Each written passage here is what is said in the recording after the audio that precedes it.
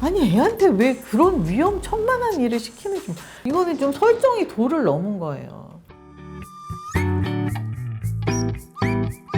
네, 연예대상의 저주라는 게 있습니다. 연예대상을 타고 나면 그 이후에 막 일이 잘 안 풀리는 사람들이 생기는 거예요. 근데 사람이 어느 자리에 도달하고 나면 그 자리를 유지하기 쉽지가 않다 이런 의미도 되겠죠. 그래서 갑작스럽게 맞는 그 부와 명예가 결코 좋은 일은 아니더라고요. 요 근래에도 봤지만 유명세 탔다가 막 망신살 뻗치는 사람들이 있잖아요. 뭐가 잘 되면 조심을 해야 합니다. KBS 연예대상 수상자의 면면을 보면 1987년 그 첫 번째 수상자인 고 김영곤 씨부터 2019년 슈퍼맨이 돌아왔다 팀까지 사건 사고에 연루된 분들이 참 많습니다. 심용래 씨, 서세원 씨, 그리고 이혁재 씨, 탁재훈 씨, 김준호 씨, 신동엽 씨는 그 수상 전에 사건이 있었던 분이고요. 그리고 강호동 씨는 뭐 사건 사고는 아니지만 어쨌든 자진하차한 그런 케이스고요. 수상자들의 면면을 살펴보면 뭔가 어두움의 기운이 막 있죠. 유재석 씨가 해피투게더 시즌 4가 종영하면서 KBS에 출연을 지금 안 하고 있으니까 대상 수상자 중에 KBS에 출연하는 분은 불후의 명곡이 신동엽 씨, 그리고 이경규 씨가 편스토랑하고 걔는 훌륭하다 하고 있고요. 그리고 이영자 씨가 편스토랑하고 있고 김종민 씨가 1박 2일 하고 있고 이 정도뿐인 거예요. 근데 SBS 연예대상의 경우 그 사건 사고에 연루된 분이 없습니다. 그리고 MBC 연예대상을 살펴보면 김용만 씨 정도? 그런데 지금 이 3, 4 연예대상 수상자가 엄청나게 많잖아요. 대상 수상자가. 그런데 방송 3사 역대 수상자 중에 여성은 최근에 박나래 씨하고 이영자 씨 빼고는 이효리 씨하고 박경림 씨밖에 없어요. 근데 지금 30여 년 동안에 4명의 여성 대상 수상자가 나온 거니까 이건 좀 너무하죠. 그러면 2019년 그 대상을 받은 수상자들은 지금 왕관의 무게를 잘 견디고 있을까요? SBS의 유재석 씨, 2007년에 무한도전으로 멤버들하고 같이 수상을 한 걸 포함해서 15번 대상을 수상했습니다. 그런데 지금까지 별탈 없이 잘 견디고 있는 거예요, 무게를. 얼마나 노력할지 짐작이 안 됩니다. 이번 5월 6일에 방송된 TVN 유키즈 언더 블럭을 보면 제작진하고 진행자 그리고 출연한 시청자까지 정말 완벽한 콜라보. 지금 이제 제작 환경도 안 좋잖아요. 코로나19로. 그런데 이 상황에 어떻게 이런 작품을 만들어냈는지 모르겠어요. 물론 판을 짠 제작진도 대단한 분들인데 여기 이 유재석 씨가 없었으면 이걸 이렇게 잘 살려낼 수 있을까요? 세월이 흘러서 뭐 나중에 이제 유재석 씨도 언젠가는 지는 해가 되겠지만 정말 이게 역사의 길이 남을 명작을 많이 남겼고 앞으로도 남기겠죠. 타의 추정을 불허할 기록이지 싶어요. 뭐 한동안은 깨지지 않을 기록. 그리고 KBS 슈퍼맨이 돌아왔다가 지난 연말에 대상을 수상했죠. 어르신들이 이 프로그램을 굉장히 좋아하세요. 아이들을 보는 재미로. 정말 아이들은 귀엽잖아요. 그런데 이 프로그램 문제도 진짜 많습니다. 우선 그 자막으로 아이들의 감정을 어른의 감정으로 끌고 가는 것 때문에 지적을 많이 받았는데 수정이 되지 않고 지금까지 계속되고 있어요.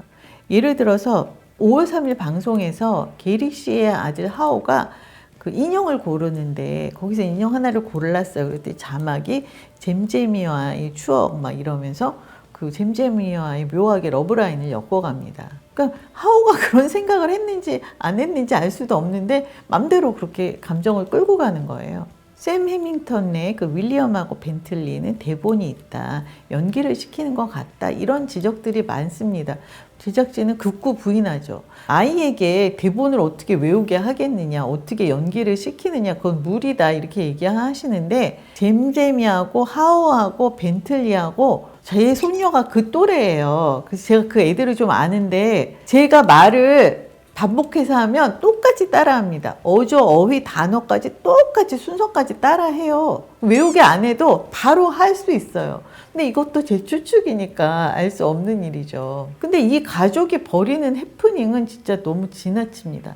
그 미운 우리 새끼에서 박송 씨가 막 자기 집 거실에다가 무슨 비누 거품을 일으키고 뭐 중년 남자들이 그 집에서 이상한 짓을 해가지고 진짜 비난을 많이 받았는데 그 윌리엄하고 벤틀리도 집안에서도 뭔가 항상 일을 벌려요. 너무 지나친 설정이 많습니다.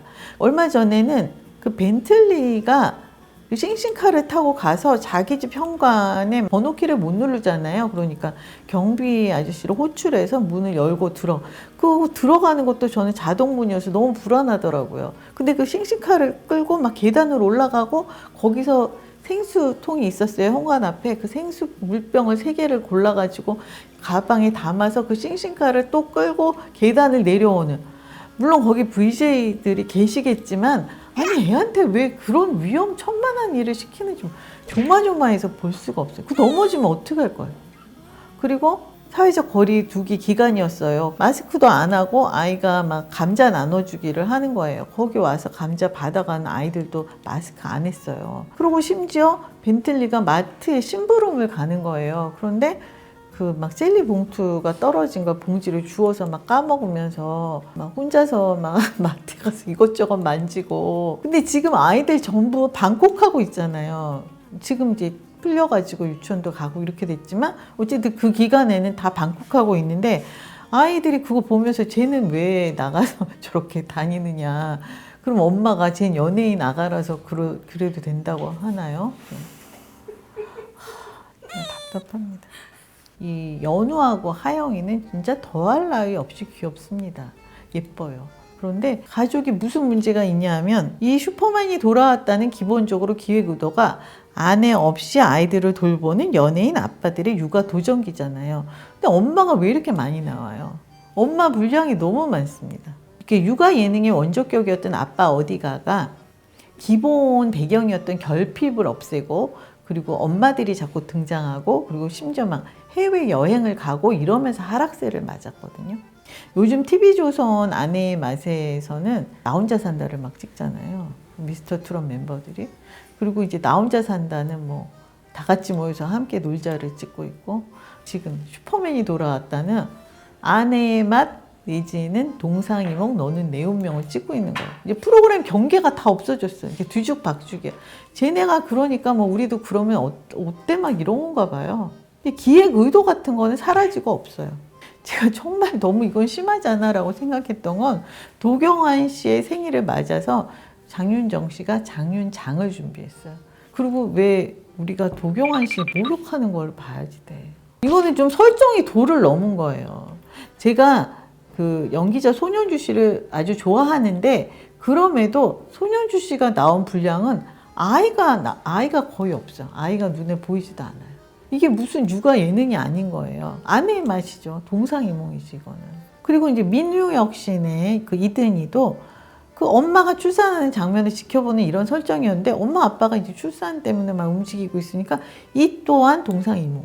아니 슈퍼맨이 돌아왔다는 진짜 제 길을 찾아서 빨리 가야 돼요.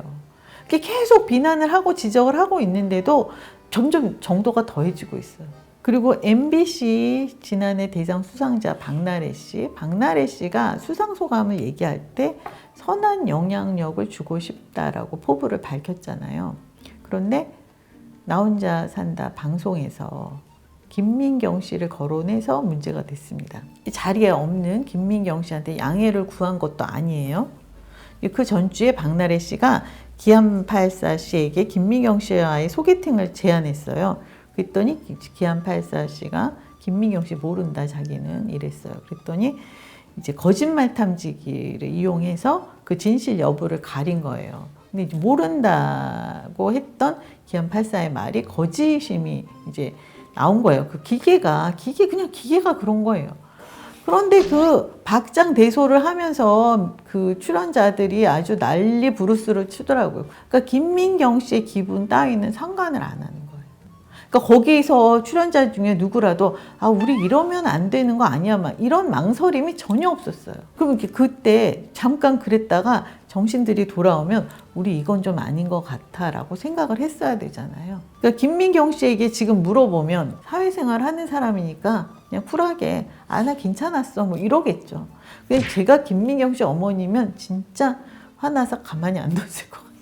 그 예전에 리얼 로망스 연애 편지라는 그런 연애 버라이어티가 막 유행했을 때 어떤 다큐멘터리에 장영란 씨 부모님이 나오셨어요. 그런데 장영란 씨 부모님이 딸만 자꾸 영표 아가씨가 되고 놀림감이 돼서 너무 속상하다 그러면서 눈물을 지으셨거든요. 그러니까 이게 장난이고 설정이어도 상처받는 사람은 상처를 받는 거예요. 그리고 이게 프로그램이라는 게 단계가 있잖아요. 그러면 어느 단계에서는 커트가 됐어야지. 그리고 종편을 괜히 하는 게 아니잖아요. 다 시사를 하는데 그 임원들도 저는 이해하기 어렵습니다. 박나래 씨 이게 사석이 아니에요. 선한 영향력을 주시겠다고 약속을 하셨으니까 방송에서만큼은 좀 조심을 해주시는 편이 옳겠죠. 그런데 아내의 맛에서도 거짓말 탐지기를 이용한 정말 기상천외한 장면이 있었어요. 부부의 세계를 예로 들면서 젊고 예쁘고 날씬하고 심지어 아버지가 부자다. 이런 여자가 유혹을 하면 넘어가냐 안 넘어가냐를 기혼자를 상대로 거짓말 탐지기를 들이대는 거예요. 그게 뭐 하자는 거예요. 그러니까 이휘재 씨하고 박명수 씨가 난감한 표정을 지으면서 안 넘어간다고 했는데 거짓. 그 아내들은 왜 갑자기 그런 날벼락을 맞아야 돼? 장난이라고 넘기기엔 너무 지나치죠. 이 진짜 뭐 설정이라고 해도 이거는 정말 과한 거잖아요. 근데 거기서 그 거짓말 탐지기를 활용해서 이 장난을 할 때 바람잡이 역할을 홍현희 씨가 했어요. 홍현희 씨도 저는 요즘 위태위태합니다. 지난해 연말에 12년 만에 신인상을 받았다고 감격스러워 했는데 대상의 무게만 무거운 게 아니에요.